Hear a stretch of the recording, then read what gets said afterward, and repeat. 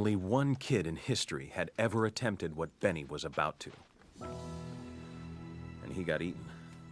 So we were worried. Real worried. Even when Benny brought out the secret weapon. Shoes guaranteed to make a kid run faster and jump higher. PF Flyers. We can't let him do this, man.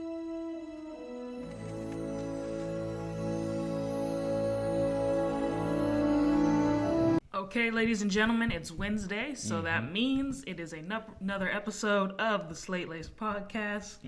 Blair, what you munching on over there? The very best batch of Sour Patches I've had in a cool minute.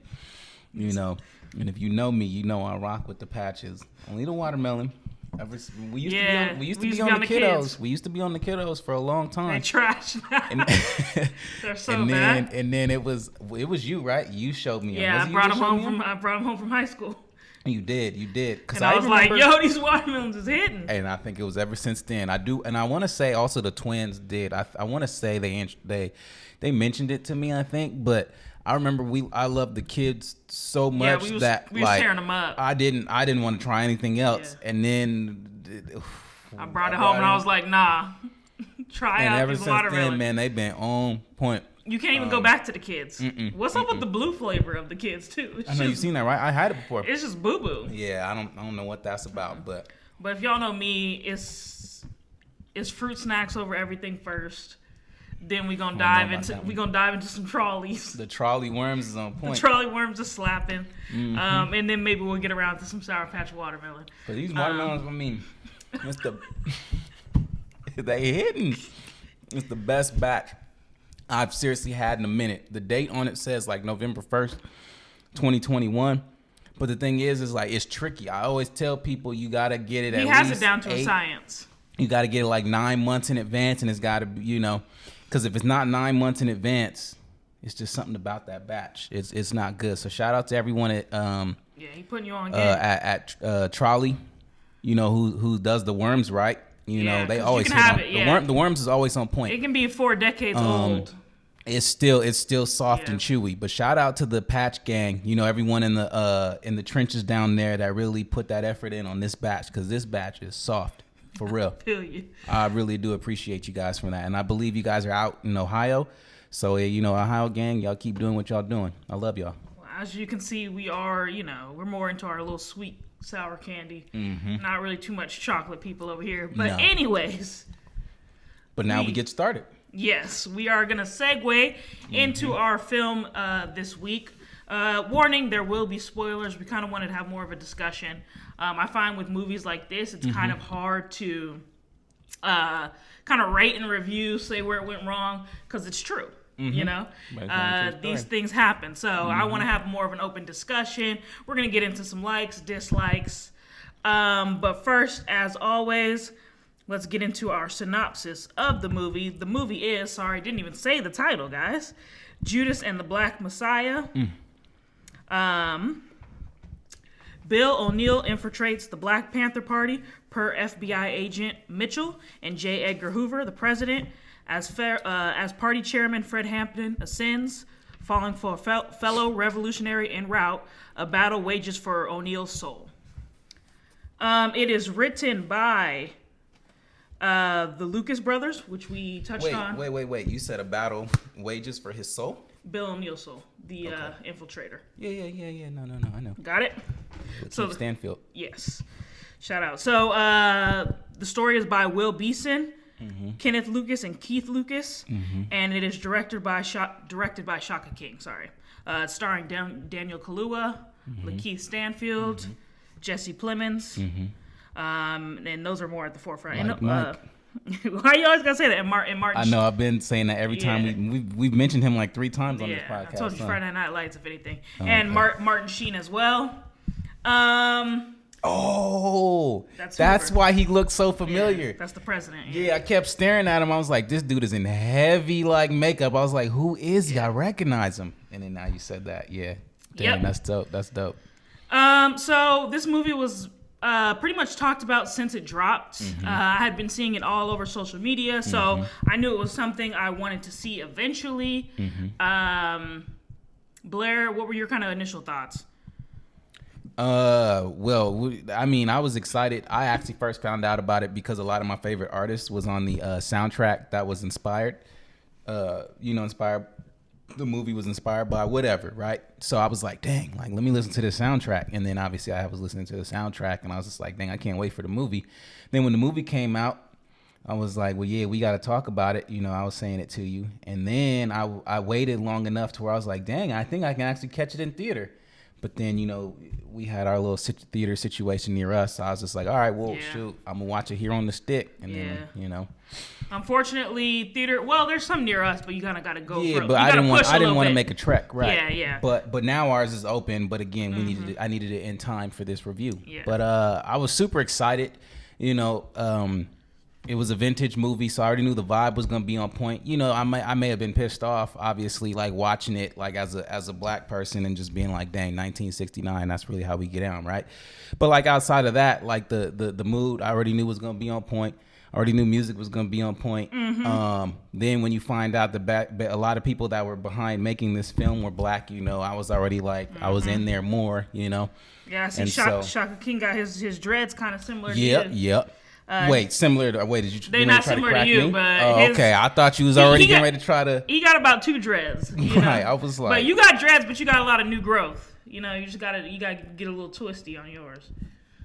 What? So mom put you up to that or something? No, I'm just saying it's real. It's a pandemic. It is a pandemic, guys. It is hard to get out to these places. We are trying to follow the rules, but look, you can always get a little twist. This episode is all about the film we saw and not about intervention to get Blair's hair done. But shout out to Shaka King doing your thing with this movie. Yeah. But I was like really proud to see that, and I even seen like Ryan Coogler had his hands in this as well. Producing a little bit. Yes, and then someone else has his same last name. I want to say it's either his girlfriend or somebody. Could be the wife. Could something be the like wife. That. Yeah. So I shout out to all the Cooglers. Shout out to all the Cooglers. So I think that was super dope, to just kind of see all that. I was really excited. And then obviously I sat down and then I saw the movie. Yeah. Same for me. Again, it was social media that pushed me into it. That's where I found out about it, found out who was behind the film, and was excited. But I had pretty much known the story of Fred Hampton. I didn't know the intricacies, which we'll get into as we talk about this, but I knew Fred Hampton. I was enraged. Unfortunately, I only knew about this in college is when I first found out. It wasn't like I had known my entire life. It wasn't like that's they not don't teach they it in high in school. Exactly. Right, yeah. So, you kind of have that little bit of shame finding out so late. But look, once I found out, I was definitely enraged. It's sad what, the lengths the FBI will go to, to silence black people. Right. And, it's also similar to it's very timely because it's similar to what we're going through today with all these movements. So, again, I was excited to see it because I was like, oh man, I was reading up on the Fred Hampton story and yeah, I definitely wanted to check this one out. So with that said, where did the film succeed? The mood. Okay. We kind of jump right into the film. Usually, characters will start out like with some type of problem. Boom, right off the bat, that's exactly what we got. Yeah. He got himself in a jam, and then the next thing is that an opportunity sort of arises. And then again, so then that's what we had. The opportunity kind of arose or whatever for him to get out of it. And then, so then obviously you're in a jam, so you got to take it. And so he took it, right? And we're just following basic storytelling. So he takes it here. And then, he runs with it. But then, like you say, there's a lot of times where he is conflicted, right? Because it's like, man, you doing all this to your peoples. Yeah. Because, you was out here stealing cars. Up, yeah. Right. Like, that's really how we feel. Yeah. And what was really your motivation, like... At what point is enough? Like, you was about to 5 years was stiff for stealing a crime or whatever, or stealing a car, whatever time he was about to get. Yeah, but I want to say it's like 3 to 5 always. But I want to say it's mainly because he was impersonating being an FBI officer. Yeah. Good point. And then also it's just like, at what point is enough going to be enough? Like, can you really do this to your own kind? Stop the movement and everything that they're trying to, Or can you bite the bullet and just do 5 years? That's what I'm saying. Like, at what point I'm like, look, man, I'm done. Arrest me. You know, because at the end of the day, you know, we need Fred Hamptons in the world, and we needed those Black Panthers, you know, to continue to shed light on these inequalities of the African American people. So I get what you're saying. You got to realize too that it was 1969 when they doing this. So then that means that MLK is like already gone. Yep. So it's just Malcolm X gone. Right. So I mean, it's like that's my screensaver still. What? It's Malcolm X. Oh, okay. Yeah. Well, shout out to your screensaver. Yeah. So I mean, it's just like you needed something. You needed someone to cling to. People were here trying to fight, and I mean, it's super impressive what Fred Hampton was doing, because for him to only be like 21 is like, man, you are just so far ahead of your time to be that aware. Where were you when you were 21? Right. To be able to do that, I mean, it's just beyond impressive. Being a goofball. But yeah, so where it succeeded for me was just the area of his life they chose to, or the way they chose to tell this story, because they didn't focus on so much of Fred Hampton's upbringing and stuff. I like how they focused on this one character that ended up being like a snitch in their midst and kind of telling that story through him. I really like that idea. I was like, that's clever, because, you know, we could have gone about it the typical biographical way, where we're focusing on Fred Hampton, and going through his life, what brought him there, like kind of like the Malcolm X movie. But they did this one a different way, where it's like, no, we're gonna do it through the eyes of this snitch, and that's what I really like. So that was the main positive. I'm just like, okay, this is a very unique spin. And then this was the part that I was hinting at in the beginning that I didn't know. I knew Fred Hampton got killed by the FBI, that he got shot up in his bed when he was asleep with his pregnant wife next to him. Knew that. Had no idea it was because there was a whole snitch up in there for 5 years. I didn't know that part. Yeah. So that was very interesting for me to find out, because I was like, who's this dude? Like, I thought maybe his life was going to turn around or something. Like, I was like, I don't know where we're going. But yeah, I didn't know he was straight up snitching on him, feeding the FBI information. So yeah, that was very interesting for me to learn. And again, like, it kind of sucks that I'm just finding this stuff out through a movie. But not really.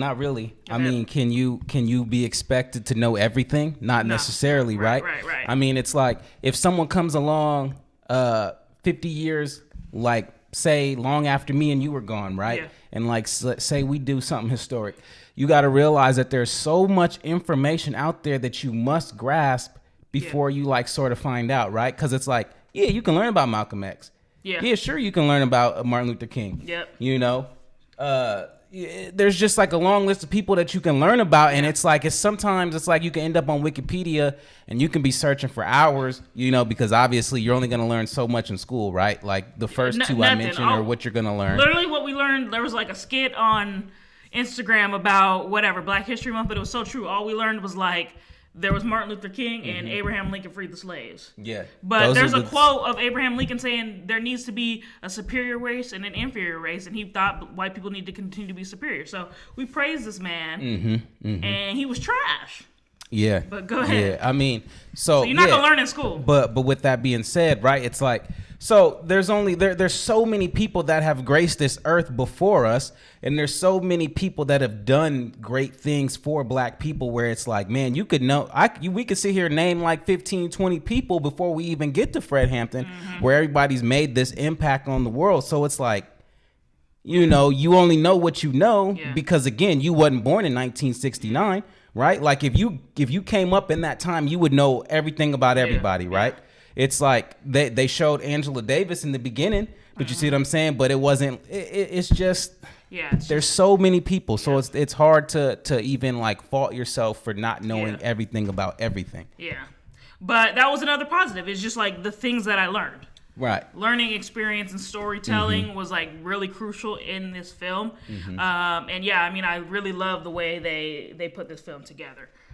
But the mood is the main thing. Mood was on point. Mood they had, I mean, you really felt like you was in the 60s. Man, yes, you did. Oh, man, the cars was on. The cars, everything was done really well from wardrobe. Also, let's just talk about casting. I think the casting was great. Daniel Kaluuya's obviously that voice was on point. That voice was on point. I was gonna kind of get into the voice a little bit later, but yeah, my bad. No, you're good. But yeah, I mean, he was on fire. He's on the go-to actor now. Yeah, he is. But, him and Lakeith, they both well kind of deserved. like, when you need a black guy, that's kind of who you go to. Lakeith did well, and then when they showed the real William/Bill Dang, O'Neill, didn't they look I was like- like, very good casting. Like I was like, they are twins. Like Lakeith is just a little slimmer, but like Yeah. it was very well done. Even the one that played his wife, she was doing well. I do not know her name. Sorry, I know she's probably not a newcomer, but new to me. Deborah something. Yeah. She's a playwright. Oh, okay. Well, shout out. She went to school. Out here. She went to school in New York. I did a little research on her. I don't know why I can't think of her name right now, but yeah, she did that. But she's also been in movies and stuff as well. Yeah, But she's young though. She's still young. Yeah. She was doing her thing. So was Jesse Plemons playing that FBI agent. I always wonder how it is for these like white actors just to like play these racist people. Like that's No one little like awkward. Yeah, especially like when it's today. Usually Yeah. they're not feeling that way, and a lot of times too, you'll find out. Like in the 1950s and 60s, when characters did play racist characters, they actually felt the exact opposite, and they kind of did it to try to just kind of shed light on racism and things like that. When I watched 12 Years a Slave, which was a mistake, those people, I was just like, what's that guy's name? I actually didn't watch 12 Years a Slave. Don't. But I was just like, if I was white and playing this role, like I would feel sick to my stomach. Like Right. it was that I can't horrible. believe, So, something Fishburne, whatever. It's not the point. But yeah, he's a slave owner and he's psychotic. Like I could not do it. But that also brings me to another point where Lakeith was saying that he like actually sought out therapy after this because he felt so guilty playing the character of a snitch. And I think those lines. I'm not an actor. I don't know if Blair wants to be one. Maybe. Look, you could. I don't know. You want to direct. You might want to be in front. Nah. But I think the thing is, you get caught up in being that character. Right. You have to literally transform yourself into the character you're playing. So he kind of felt guilt and all that stuff. And so, yeah, he really had to go to therapy. That's how deep he was into this role. So, yeah, I mean, people get into it, So that's what I'm saying. Like, if you're a white person playing some racist character, that could be tough, too, They might be seeking therapy as well. But any more positives for you? Nah, I mean, I just think it was solid. Definitely loved the mood. Definitely loved the costumes. Man, the crowns, they know how to dress. Yeah, Crowns was crazy. Man, I was like, dang, if I was in that era, like I would definitely have I like the similar little beret fits hats. on. The hats was the beret hats was fire. Hats was on point. Yeah, I had too much hair, but yeah, that was dope. Yeah, so do I. Yeah, but true. But We both can't wear those. But I'm just saying, I would. I just love the overall motivation for the film. The historical piece as well. It was just the way in which they told it is just I like that. Go through the eyes of that guy who I'm infiltrating, and then it turned out there's a bunch of people who are trying to infiltrate as well. But anyways, it's kind of always hard again, like I was saying, to get into like the negatives. Yeah. But if we have to nitpick, because I really don't have too many, Blair, what you saying? So when I was watching, I was thinking to myself, right around close to the 2 hour mark, I was like, it's kind of slow. So we on the same page with that? Yeah, but then at the same time, I was like, at the same time, it's not, because I'm getting You're history. still getting story, yeah. Right, yeah. they kind of have to let this thing play out. It has to be covered. Like, think about it. Like, even because when a movie's slow, you can kind of pick out a lot of points and be like, well, it was slow right through this whole point, right? But like, think about it. Fred Hampton goes to jail. I mean, there's maybe only a couple scenes when he's in jail. Yeah. So it's like, even that it picked up. Yeah. So it's like, I can't sit here and say that it was just flat out because like a drag.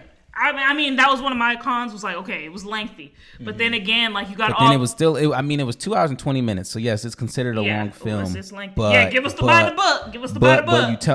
But you telling a man's story, so. And then even all those little side stories, like the young guy who went up and shot up the police because they killed his friend. Like those are all essential. You know what I'm saying? Because you could have cut out those secondary and third characters. Yeah, but that's essential to the whole Black Panther Party and what they was willing to die for and brotherhood and really, being down for your friends. So it's like, what could they really have chopped down on? I'm sitting here like, woo, we in it. Yep. We in Judas. But, I mean. That's honestly my favorite takeaway, really, from the film is like, Yeah. when you think about a film, like, well, when you just think about like your life as a whole, and when you're trying to fulfill your purpose and like do something in life, right? It's like, how bad do you really want it? And me and you, we always joke about talking about how bad do you want it? Sleep is for those who are broke and all of that type of stuff, right? But like, all jokes aside, it's like everyone that was in that group, right? They was willing to die. Yo, I was talking to Dad when I was watching this. I was like, they really out here just bop, bop, bop, like no arm or nothing. I was just like, these people really will die tomorrow. Don't care. Yeah. I would have been like, yo, get me a vest, get me a mask. There's no there's vest nothing, in that. but still, like, it's just, there was no strategy to what they was doing. They were just like, yo, I'm shooting people. And then you got to realize that at the same time, it's not like they thought violence first. Right. In the way it was fighting violence with violence. Now I know like Malcolm X and all them would have like the by any means necessary, but like outside of that, if you think about it, like they never were just like flat out like let's shoot. He would show up to situations unarmed, like because if you carry the gun, then you gotta use it, right? But if you there and you ain't got nothing, somebody better be armed, cause I'm scared. We might get shot. But so I mean. Yeah, but as again, like we were saying for negatives though, I mean, I really don't have too many. I was gonna say I felt like maybe it was a little drag there. Yeah. That and again, this is nitpicking for us. Yeah. I was gonna go with the cadence. Sometimes hard to understand. Like you were saying, the voice was on point. Sometimes it was like mush mouth, and I was like, "What'd he say?" Yeah, and I'll agree with that. But the biggest thing, for me, is like every time I watch something on the stick, I always have the subtitles. Yeah, anyway. See, he do that. I watch so for me, it was like, look. Like, I just feel like I'll get caught up in the words. So yeah, but you do that. You're right. And one of the biggest things is the reason I do that is because in a lot of movies, when a character says something important and it's like one of the last lines to the end of a scene and it's something that's supposed to resonate with us, they always they don't seem to say it loud enough. Whisper it. Yeah. Whisper so you listen. Right. So for me, I'm always like, let me just have it on so I catch that. Yeah. Even though I'm going to watch it again, I still want to be able to like catch it and not have to rewind. So that's my whole point for subtitles. But that was gonna be another little just nick. Was just like mom agreed. Mom was like, cadence, I was like, what? I'm a revolutionary. Like so, it was just a lot of that. But then again, that could be that accent, And they showed a little bit of some clips from Fred Hampton at the end there, and that's what I liked about the intro too. They did that as well. You could see where he was getting that kind of voice from. But again, we're reaching here because, like Blair said, it's history. You're not really going to do much to change it. We don't. The bottom line is we didn't like what happened to the man. You know what I'm saying? Like that's the real negative. The man was shot by the FBI. Rolled up, broke down the door, and started spraying bullets. Like that's the negative. Yeah, because the biggest thing about this is like when you watch these type of films, you want to see how well they played that character. Did they bring it to life? Did they give a new spin on the way they told this man's story? And so it's like when you kind of go down that list, they did those things, right? Like, because if this movie ended up being 3 hours, people would still think it was fine. Because it's like when you're retelling something, right? Like I believe the Malcolm X movie was like 2 hours and 40 minutes. So it's like when you retell these type of stories, it's already expected to be long, Just read the book of the Malcolm X though. That's better than the story, than the movie. Okay. But yeah, no, like Blair said, it checked all the boxes. Daniel Kaluuya captured his character. Lakeith Stanfield captured his. They told it in a unique way. So again, we're nitpicking, but it is what it is. I kind of want to get into the more of the guts of the movie and just start kind of with the title. Okay. I'm always just like, I was like, oh yeah, Judas and the Black Messiah, and then it like literally hit me. Judas in the Bible was the one that snitched on Jesus by pointing him out, by kissing him on the cheek. And then later that night, that's when they captured him. So I didn't know the aspect that there was a snitch in their midst. Right. So I was like, okay, Judas and the Black Messiah, I don't get it. And Jesus is the Messiah. For those of you that are not religious. And Judas was the one that basically snitched on Jesus. So I never even put that together. I just kept saying the title, and I was just like, okay, like what? And then I was like, oh, Judas and the Messiah. Got it. So how hard is that title? That's deep. I want to know who came up with that. That is deep. Very deep. And that's, props, snaps for that. Y'all did your thing. I would like to know more, like what they, how they came up with that title and stuff like that, because I thought that was very clever. And yeah, just another nod to just how kind of great this movie was, and tying it all together, putting the bow on it with that title for sure. And then there's the other thing too, is like them always like constantly mentioning that he was a poet, and the whole time he was trying to say that he wasn't. But I mean, it was just like the way that he could capture people and get people to listen. It was like, man, you are a poet. Yep, I think I've seen a couple documentaries, clips here and there of people talking about Fred Hampton, and everything they say is just the way he was speaking to people, the way he was able to unite people was just so, advanced for his age. Well, yeah. At 21? Yeah, that's... Dude, what? You already know sophomore, junior in college? Like, right, and you already know we're talking about when he's dead. Like, so you already know he was been like alive before he was that. like 19 doing those speeches. Yeah. What were you doing at 19? Like, I uniting people? I wasn't. I wasn't. Nobody was getting behind me when I spoke. Yeah. Sure, They was like, if this girl don't shut up.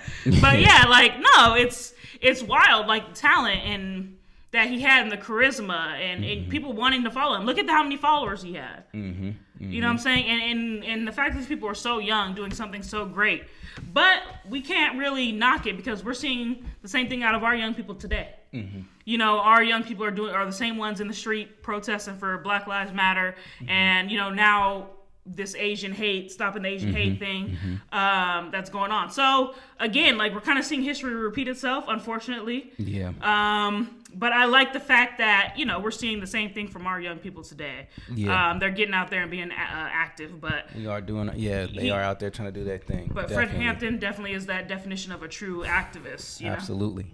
One of the things too I did want to say, I was like, how did you feel about the scene when he walked into the white supremacist church? Because I was thinking about it, and I was like, dang, like, could you imagine doing that at that time? Like, would it? Now, obviously, I was not born in that time frame, but I was like, could it have gone down like that? Because I was like, man, he really walked in there, stopped the whole church for him to speak. And I mean, I know he had the voice to unite people, and that's what he was doing, but it was just like, man, white people didn't like black people in that time period. Especially those, and those was the low end whites. Right. So to low rent. Right. So to walk into the enemy church, and and they in the middle of prayer or whatever, someone giving a speech, is just like, dang, I felt like more was gonna pop off than that. But if I'm not mistaken, that was kind of the white trash of the whites, and he was trying to say, hey, we're the same. We're the same, because just like you guys are disrespected by white people, so are we. So let's join up. But okay, but the same thing goes is like, but we can sit here and say that today, but still people of lower class, whites still may not like black people. Yeah. So we can sit here and say that to the death, but I mean, they still don't like us. It could have turned into a lynching. So I was just like, dang, the fact that it actually went that way. But again, I think they did it for the sake of the story that it's like it's supposed to show. He gathers them. Yep. And everyone gets together, and again, he had the gift of gab. He had that charisma, and somehow, was able to do it, and then, get his people to not use violence. Like, we're not going in with gats. We ain't going take the knife out your boot. We only shoot if we have to. Take the knife out your boot. But another thing, what was I gonna say? I wanted to get into William O'Neill a little bit. As far as his little speech at the end there, where it looked like he didn't want to admit to any wrongdoing. He was just like, well, at least I had an opinion, and I was on some side. Well, you know that he obviously did not agree, because he commits suicide. Yeah, but... Shortly after. But in that interview, was he like, I was wrong, I was on the wrong side of the law? No, this fool was up in there like, they're like, what are you going to tell your son when he sees this? He's like, at least I was doing what I was doing, or something, just like, dude. But yeah, because he did mention in the beginning, and that's like, for my second or third watch, but he did mention that he was still like somewhat inspired by the dude from the FBI, like Jesse Plemons. And went on to snitch for a couple more years and made $200,000. He made a living from it. Snitch fees.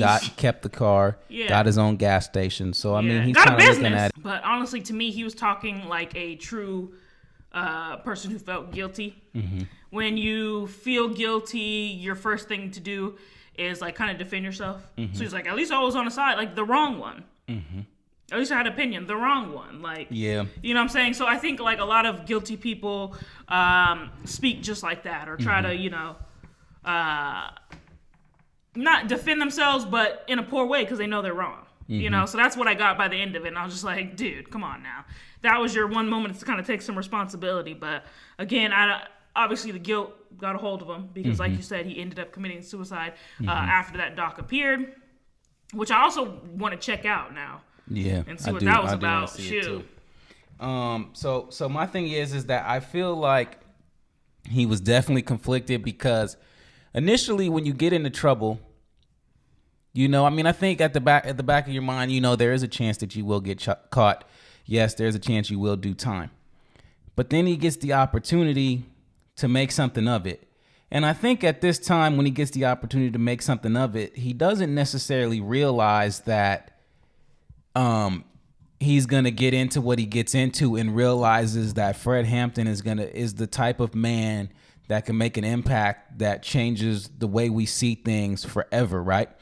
So I think he's like, well, yeah, sure. Let me go ahead and let me do this, right? Let me just do these 5 years. Let me get out, right? Because he's just thinking like he's probably gonna see this man, he didn't know how big this movement was going to be, right? I think he's just thinking like he's sitting here listening to Jesse because again he's mentioned, and like I said, I would want to see it for more viewings, but he said that he looked up to him in a way.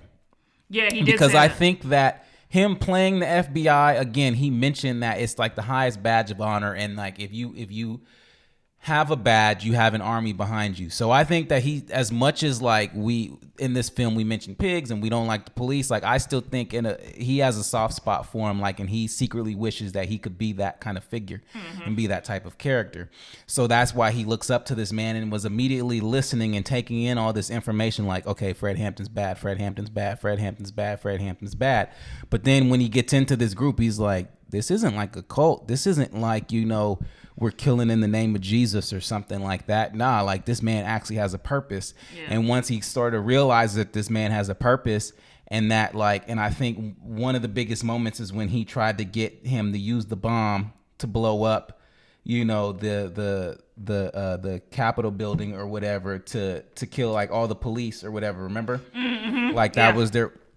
I think once he's seen that, it was like, no, we still don't use violence no matter what happened. We still stick to the plan. We still are about the people. We're for the people. We're for the people. We're for the people. And I think right around he saw it, then he was just like, okay, wait, what am I doing? Yeah.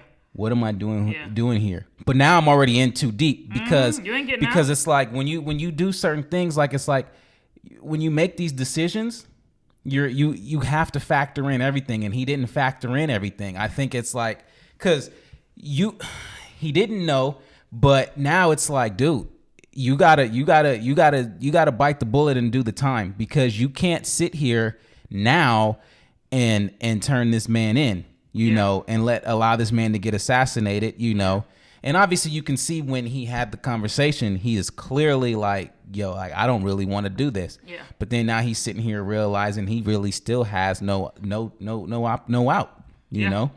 And he's not going to bite the bullet. Yeah. Clearly.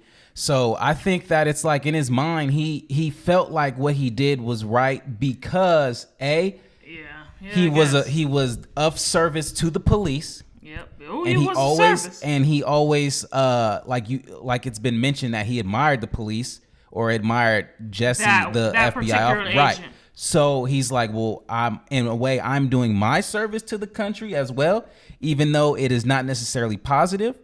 And then B, I think he's like, well, I made a living, I made money, I was able to provide for my family, I got a business out of it, I got a car out of it, and I got a lot of money. And, I was able to sustain a life all the way up until when I chose to commit suicide. But I think that once the documentary came out and he was able to sit with it and sort of think about it, I think that was when it, like, the rest of the wheels turned for him, and he was just like, I really didn't do the right thing. And I don't want to go through the rest of my life walking down the street being Bill O'Neill, the man that got this man, the legend murdered. Right. Like, because there's too much that comes with that. and he wasn't going to be able to handle it. He had a last opportunity to stand up and do the right thing, and he did not do it. Yeah, he still. But you also got to realize, I'm gonna say at least 98% of America will continue with what he just did as well. Once they got in that deep, it is a very small percentage of people on this planet that would then turn around and be like, "Take me to jail. I'll do my time." I might have to go on the run. You might have to find me and kill me, because. Well, I know what you're saying. So, but I'm just saying that percentage is small. Most people are gonna do exactly what that man did, and I think that's what hurts the most when you watch it, because you're just like, dang, he feels like he's got to do it. And most people, when they make decisions, they make the decision for them. It was what was best for me. They don't think about the greater good. It was what was best for me. And they start bumming it. Right. I couldn't come into work today. I couldn't, whatever. Right.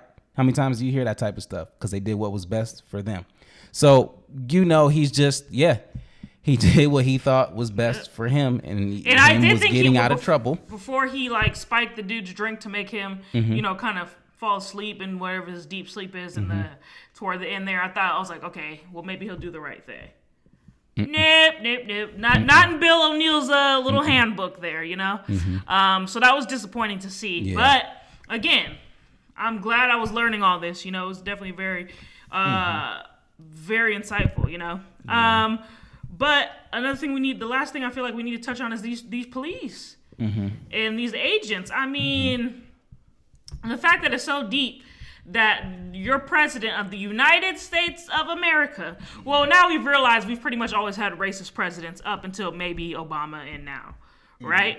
Every president has been racist. So now he's sitting there telling you, what are you going to do when your daughter brings home a black man? Yeah. I think I wanted to hear him answer that question. I wanted to be in that room and slap the beep out of somebody. I wanted him to answer that question, though. Because that was the biggest thing. But I think he was struggling because I don't think he was that much of a bigot as that president was. I think he's jacked up, but I don't know if he was like, dang. I think he was in the moment was kind of like. I don't think he would have did it. I don't think he would have been okay if she brought home a black dude. Why did he hesitate then? Because I feel like that would have been an easy answer. Kick him out the door. Why did he not answer that? Because you're thinking about it. Are you? When you start to think about it, that's like one of those type of things. That's one of the biggest questions that you always got to answer for yourself.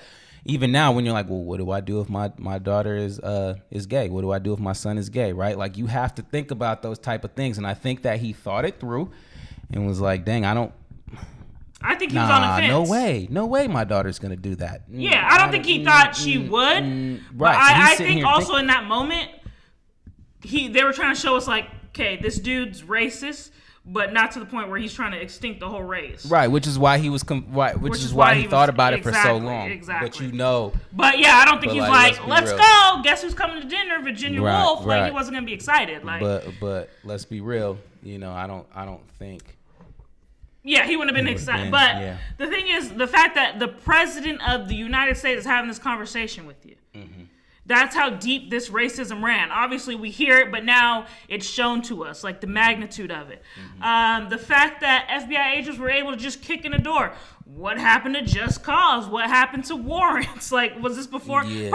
This was probably before warrants. But that stuff happened even in the 90s and sometimes right, now, but it's just like, it's the most frustrating thing because when is this going to end? Because, again, we're seeing this today.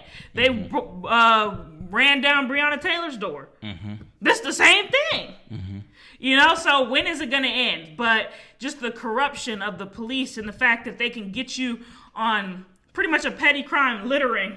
Well, you're now an agent and you're going to inform for us and you're going to go to the rally and you're going to snitch. Like, just picking up black dudes left and right. Who knows how many? Well, we saw that there was another snitch. Yeah.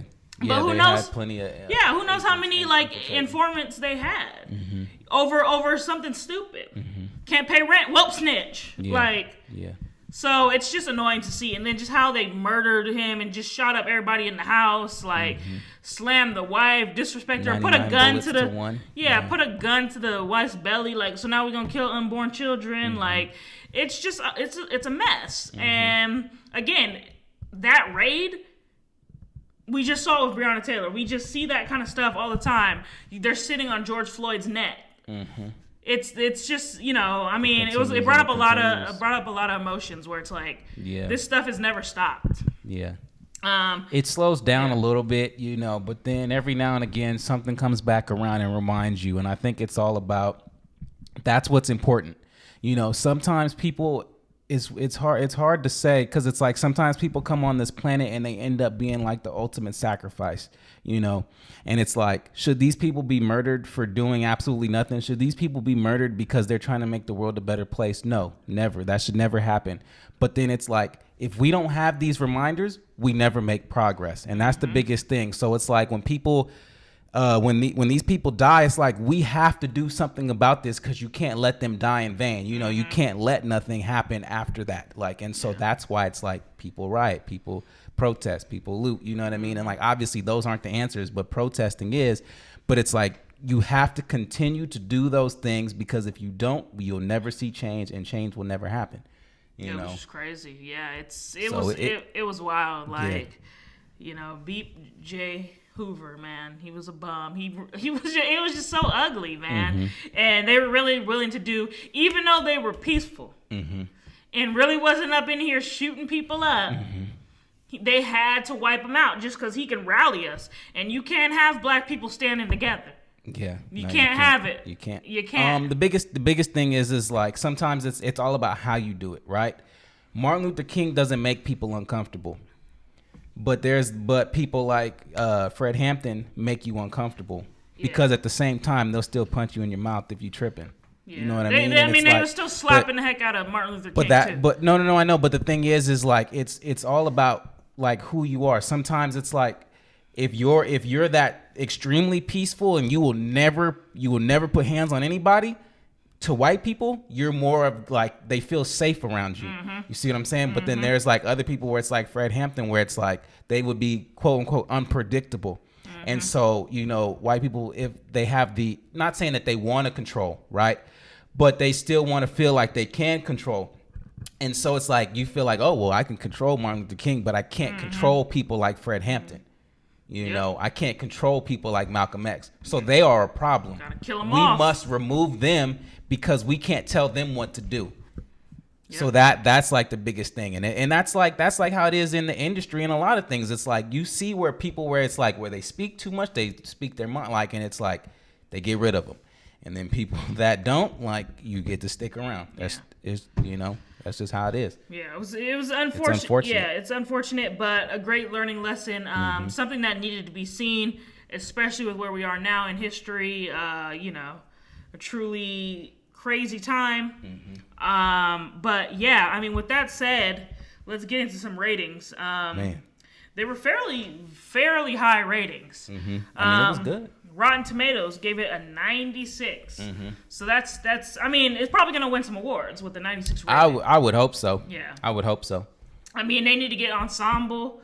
They need to get, you know, story, directing, all that good stuff. But yeah, 96 on Rotten Tomatoes. I mean, we still got more movies to go. We got a lot more movies to go. Yeah, but I would want to say, you know, they should still get something. Yeah. It's a I'm not saying it's going to be Best Picture, but it needs to be something. Right. And then the people of IMDb gave it a 7.6. Yeah, that's the people's though. The people's, and again, this is kind of hard to rate because one of our things is originality, but you can't really knock true history. So with that said, let's get into originality first. Blair, 1 to 5, OG. Dang. Yeah, it's tough to do. I don't even know. I want to say like 3.5.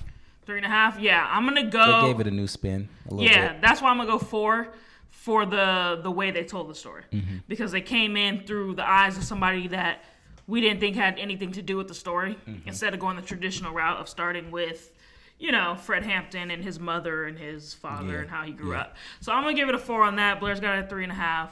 What do you have on entertainment? 4.5. 4.5 on entertainment. Entertainment, I'm gonna go.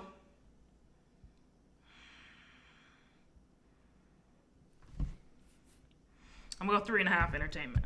Okay. So I got it at what, 7.5? And you got 8. 8. 7.5 to 8 out of 10. that is not bad. I definitely feel like you guys need to see this movie. I'm right there with the people.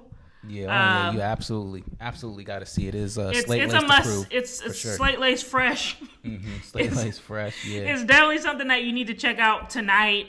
It's not something like wait, let it marinate like we were saying with the other movies. Yeah. No, check this one out. You need to learn this lesson.